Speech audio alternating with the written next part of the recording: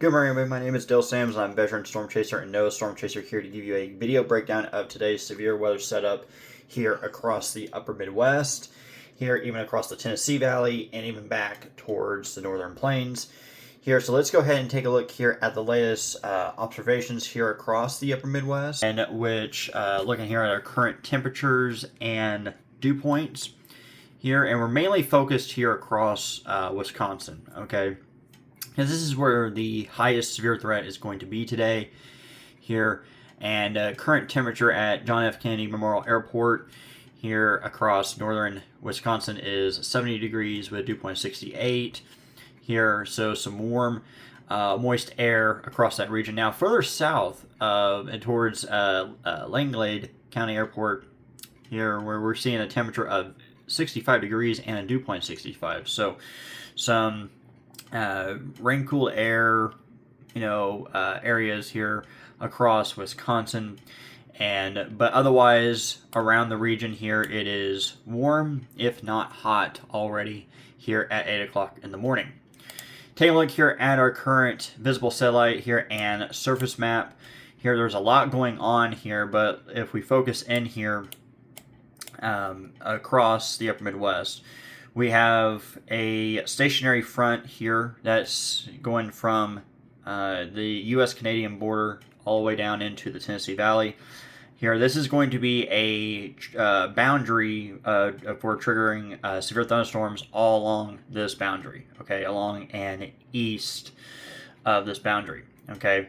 Now, there's currently a high pressure in place across central Wisconsin that will move off here, because you already see there is clouds starting to come in here, and this is kind of where between these two stationary fronts storms are going to form later this afternoon and this evening and move into the upper Midwest. Okay, and I also said that we were watching Tennessee Valley again along the stationary front here. Storms are going to be possible, and everything's just kind of drifting south-southeast. And then finally back here across Nebraska here later today, some severe storms is possible along the dry line boundaries here. So where the low pressure is centered in South Dakota. Okay. So today's severe weather risk, this is what it looks like. Okay. Again, we're mainly keeping an eye on here across most of Wisconsin, where we have a level 3 out of 5 enhanced risk. Here as of the 8 a.m. update from the NOAA Storm Prediction Center for damaging winds and large hail to very large hail. Okay, now with the large hail threat here, and I'll show you future model guidance here in a second, where the best opportunity for very large hail, 2-inch in diameter, here will be across northern Wisconsin. This is going to be later this afternoon and early this evening when storms initially form and they're more supercellular versus more upscale into a line. And then the primary severe risk turns to from hail to damaging straight line winds of 70, 75 plus miles per hour. Okay, from really across most of Wisconsin here. Now, even outside this 30% risk here, even as far west here into east Nebraska here and all of Minnesota here, we could be seeing damaging winds 60, 65 mile per hour winds here. So a large area of elevated winds is forecasted today. Now, regarding the tornado threat here, it's not zero, but it's also not significant. All right, but the NOAA Storm Prediction Center did upgrade the tornado risk today. It was originally just 2% here in the green, and now they've introduced a 5% across northern Wisconsin. Again, when storms are just starting to form, more supercellular versus upscale into a line. So we're near Wausau, Wisconsin, and up into near Ashland is going to be in this region here where best possibility for seeing a weak tornado or two.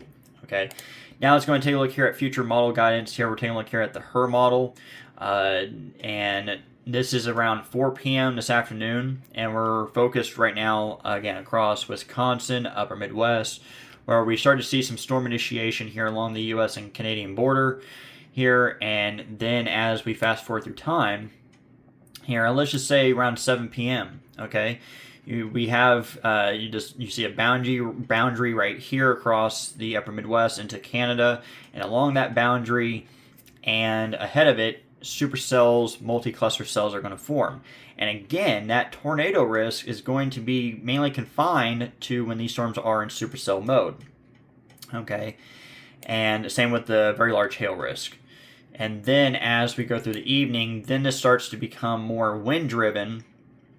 You see how the storms start to grow upscale more into a line as they move south-southeast here, and that's where our here damaging winds could be pretty significant here across this region through 10 o'clock tonight here across the upper Midwest. Now, let's go ahead and move off here to the west to near Nebraska, okay, along those two dry lines boundaries that are currently in place.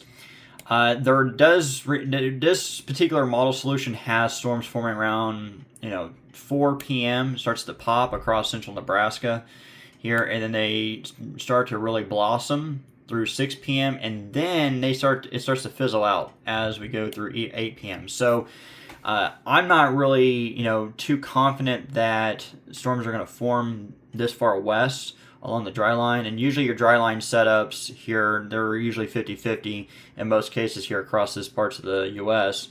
On storms forming along and ahead of the dry line. So that's something to watch. But if they do form, if this solution does verify here, again, damaging winds is going to be the primary severe risk.